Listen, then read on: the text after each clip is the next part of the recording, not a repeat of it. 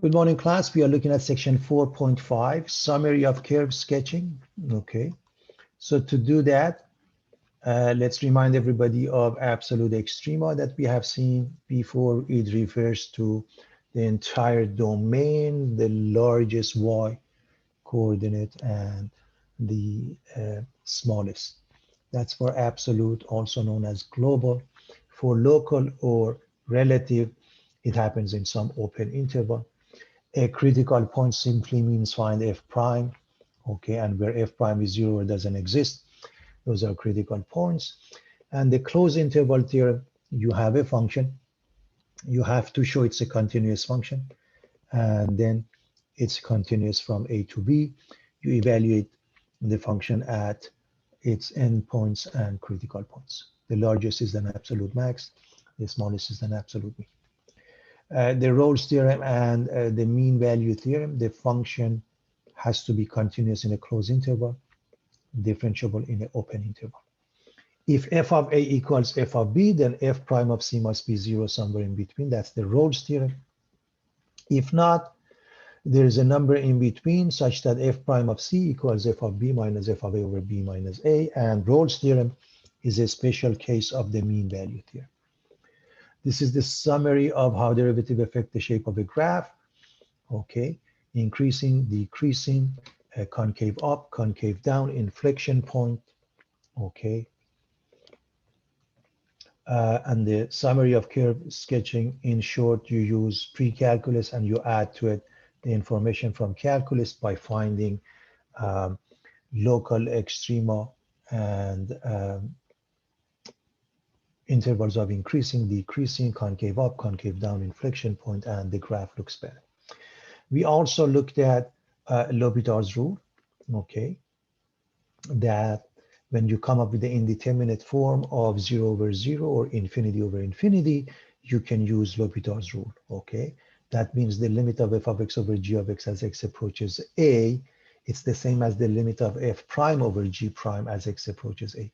Now, if you have other indeterminate forms such as 0 times infinity, infinity minus infinity, 0 to the power of 0, 1 to the power of infinity, infinity to the power of 0, you must make them look like one of those formats so you can use them. That's extremely important, okay? So as long as we have that, we can use L'Hopital's rule. All right.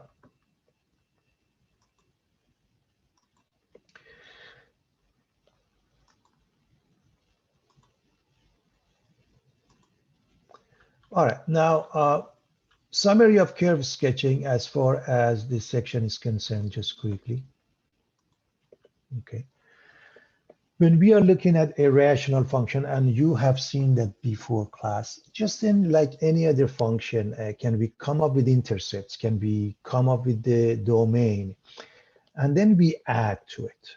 We add to it vertical asymptotes. Vertical asymptotes, and we can stick with the method that we learned. We set the denominator equal to 0. As far as definition is concerned, vertical asymptote has a specific definition in calculus, and that means the limit of a function when x approaches a number such as a is either negative or positive infinity, and it doesn't matter, it's a from the left or right, okay?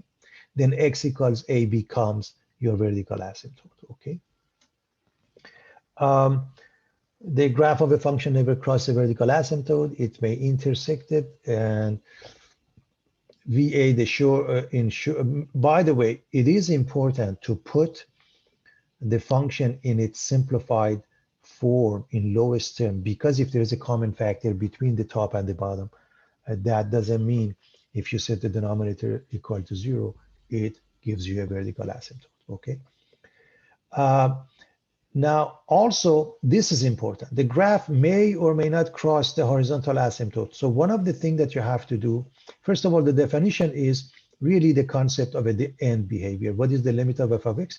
As x approaches positive or negative infinity, if it's L, okay, then y equals L is the horizontal asymptote.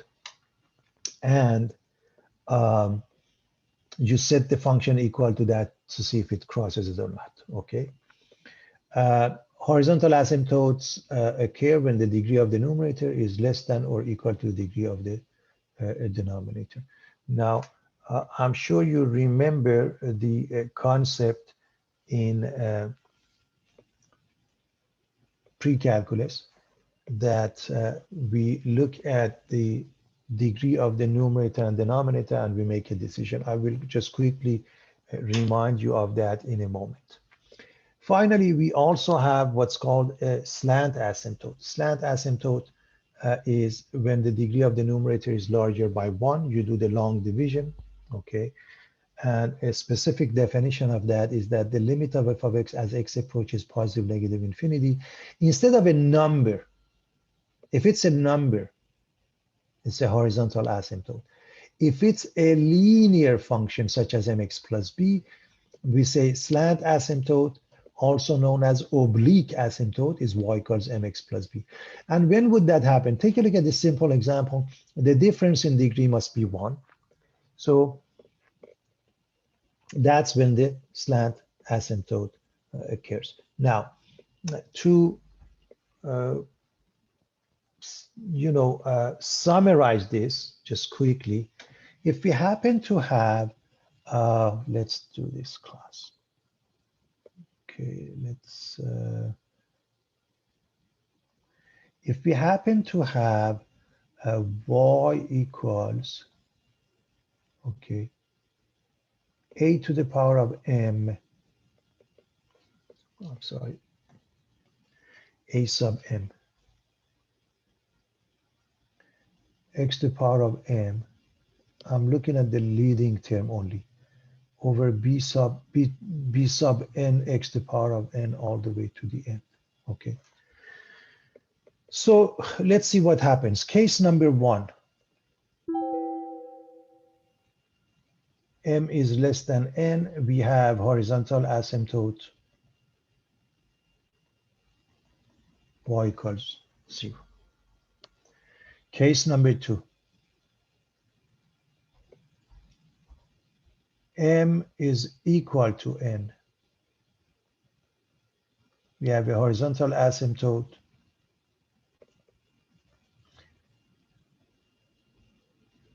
y equals a sub m over b sub n. That means the leading coefficient take over. Number 3, m is precisely n plus 1. Then we have slant asymptote or oblique asymptote, and we find it by long division or maybe sometimes synthetic division. So I hope everybody is comfortable with the concept. So how do you find the asymptotes, horizontal asymptotes, where slant asymptotes is fairly straightforward. How do you find the vertical asymptotes? Even if you don't go with the definition in calculus, you set the denominator equal to 0, that's fine, but it is important to see there is a specific definition. So again, this would be the definition of slant asymptote. All right. Again, remember the horizontal asymptote and the definition that we learned previously, okay? Horizontal asymptote is the limit of f of x as x approaches plus minus infinity equals L. That means y equals 0. So that's, and then we have a definition of a vertical asymptote, okay, from before, okay, vertical asymptote, horizontal asymptote. I'm just refreshing your memory. All right. We want to find all the asymptotes here, class. So first, let me explain it fairly fast, nice and easy in the following manner. If you want to go with the pre-calculus, it's okay. I hope you see that. If you want to go with the pre-calculus, this is how fast we can get this. You set the denominator equal to 0. That means x equals negative 2/3, okay?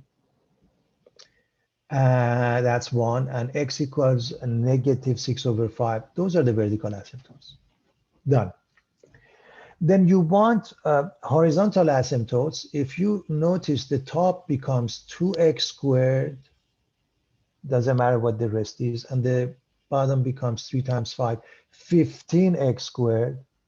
So y equals 2/15. is your horizontal asymptote, there is no slant asymptote. This is a quick version of doing that. Now, vertical asymptote denominator is 0, find the answers. And if you want to stick with the formula, which says the definition that says vertical asymptote, look at the bottom, vertical asymptote x equals a.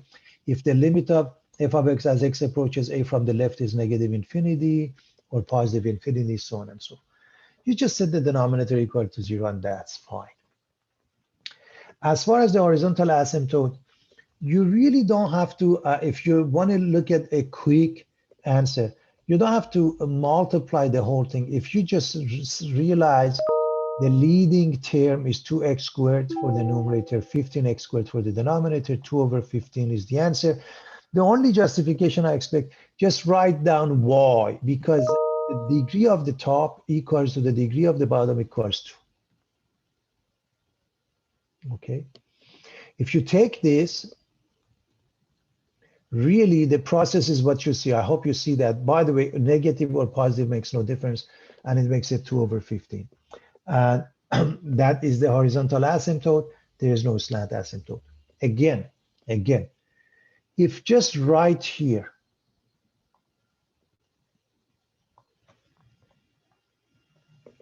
you say horizontal asymptote y equals 2 over 15, then you have to write down because the degree of the numerator equals to the degree of the denominator, and both of them are equal to 2. That's the reason. However, what you can see is the proper procedure. And by the way, if it's positive or negative infinity, they both result in the same thing. Because the process, if you recall, when we found the limits, the process was what? When x approaches infinity or negative infinity. If you end up with infinity over infinity, one technique was to divide the top and the bottom by the highest degree term in the denominator, okay? And that would do the job. Okay. Now, can you, if it's infinity over infinity, can you use L'Hopital's rule? Yeah, you can use the L'Hopital's rule and observe also if you like. You see that you end up with the same. In fact, that'd be interesting if you try to do it by that. All right. Determine the vertical and horizontal asymptotes. Again, it's fairly easy to see. Vertical asymptotes. Okay, this is the definition. Set the denominator equal to 0. Okay. And so before you do that, notice there is a common denominator of x. Common factor of x, my apologies. If you don't drop the x, class, if you don't drop the x, you may be under the assumption x equals 0 is a vertical asymptote, where it's not. The function is not defined at x equals 0. In other words, the fact that x is in the denominator, it gives you the same domain, meaning you have to exclude 0, 1, and -1. So this does affect the domain. There is no question about that. However, it doesn't give you a vertical asymptote. What does it give you? At x equals 0, it gives you a hole. So first drop the x. And now the vertical asymptote becomes x equals 1, x equals -1. And the horizontal asymptote, obviously, the degree of the numerator is 1, the degree of the denominator is 2. That's why it becomes 0. Class, I hope you understand why this is 0. Degree for the top is 1. Degree for the bottom is larger. Doesn't matter by how many. Okay? The fact that is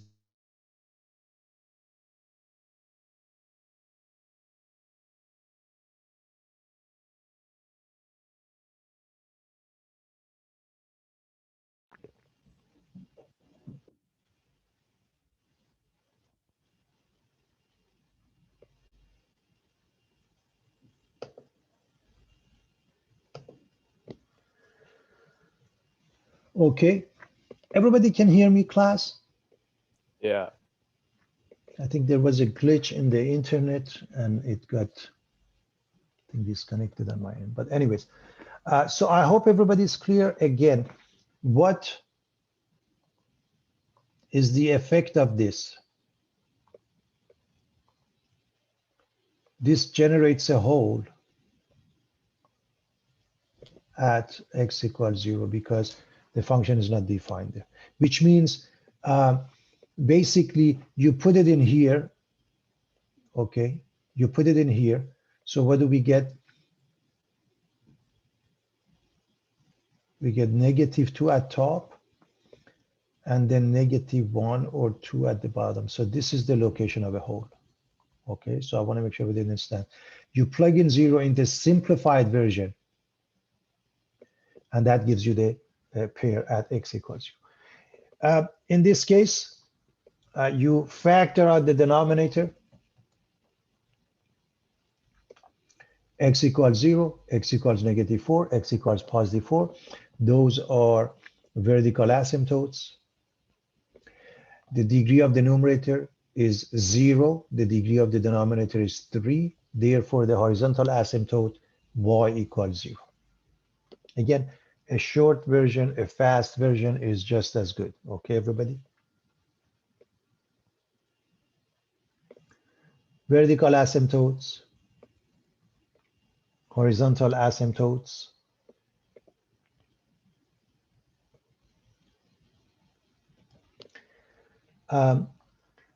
Again, vertical asymptote is very fast.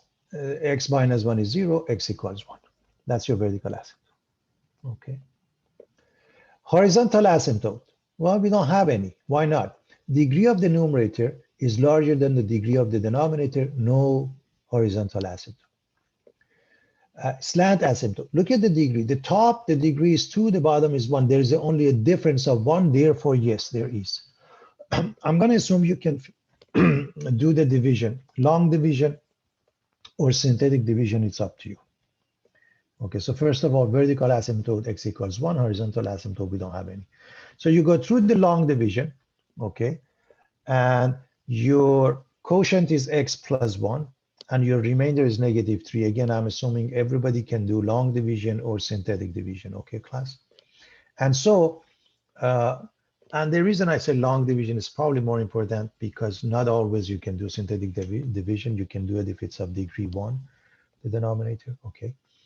And so long division, and this is obviously degree 1. So y equals this piece is your slant or oblique asymptote.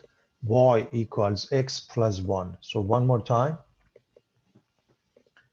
You want to find all asymptotes. Denominator is 0 is your vertical asymptote. Horizontal asymptote doesn't exist because of the degree difference. The only time you have horizontal asymptote if they have the same degree, the top and the bottom, or the degree of the numerator is less than the degree of the denominator, in which case y equals 0 becomes a horizontal asymptote. Slant asymptote, long division gave us the answer. All right. We want to find the asymptotes. Again, one easy way, you vertical asymptote, you set the denominator equal to 0, factor, then find out. Horizontal asymptote, degree of the top and the bottom are both 2, so 2/3. Y equals 2/3. It's important to write the equation, okay? So take a limit or just write down horizontal asymptote equals y equals 2/3 because the degree of the top and the bottom are the same. Remember, the process of limit was to divide by x squared. I hope you remember that. Or as I said, you can even do, now you can do L'Hopital's rule. As far as VA, short for vertical asymptote, you can factor the denominator into 3x minus 1 times x plus 1. This gives you x equals 1/3. This gives you x equals -1. And therefore, you have 2 vertical asymptotes. Okay. I've been going over this fast, and I know that class, but I hope you all remember it from college algebra as well as pre-calculus. So there's really nothing brand new here. The only thing we are adding, the definition from calculus. Before I look at an example of a graph, Let's say we have the following situation. We have a function, let's say f of x or g of x or h of x. We have a vertical asymptote, x equals 1, x equals 3. Horizontal asymptote, y equals 1. We want to come up with the answer. So I hope you see there are infinitely many answers in essence, but just for the sake of argument, one answer, let's start with the vertical asymptotes. I hope you see that it becomes x minus 1 times x minus 3, right? Because those two will result in this. Okay, if horizontal asymptote y equals 1, that means the degree of the top must be the same as the degree of the bottom, and the leading coefficient must be the same. I hope you see the denominator is x squared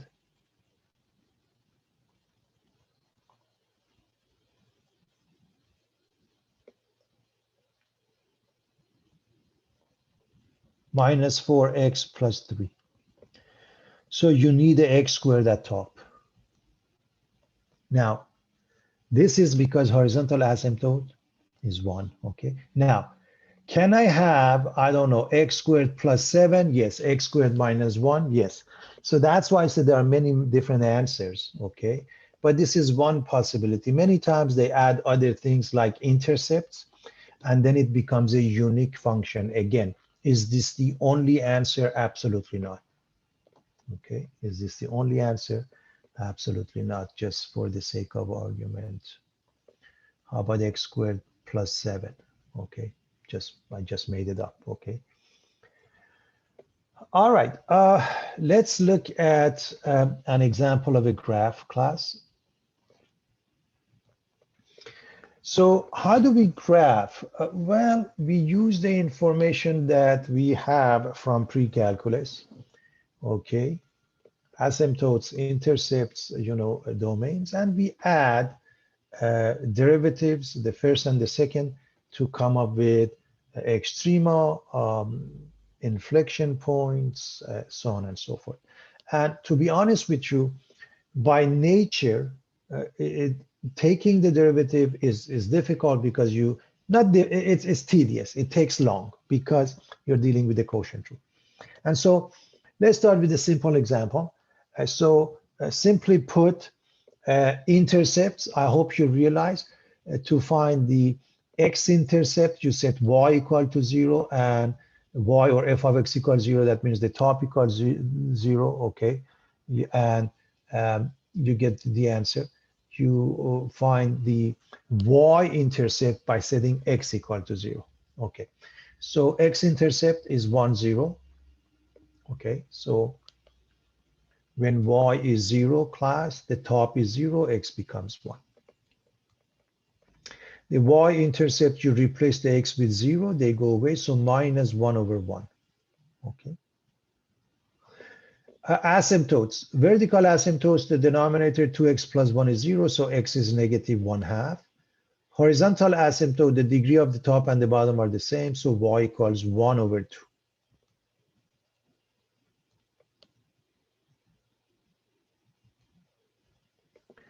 So vertical asymptote, set the denominator equal to 0. There you have it. Horizontal asymptote, y equals 1/2. Why is that? The degree of the numerator is 1. The degree of the denominator is 1. And this x at top means 1x, everybody. So 1/2, okay? And whenever you either have horizontal asymptote or slant asymptote. You can't have both. So there is no slant asymptote. So as far as the domain is concerned, okay, basically x can't be negative 1/2, class, okay? All right. So what else do we need? All right, let's differentiate this. Differentiation, we want to find f prime of x requires what? The quotient rule. So the derivative of the top is 1 times 2x plus 1 minus the derivative of the bottom is negative 2 times the top, x minus 1 over the bottom squared. So that's the horizontal asymptote.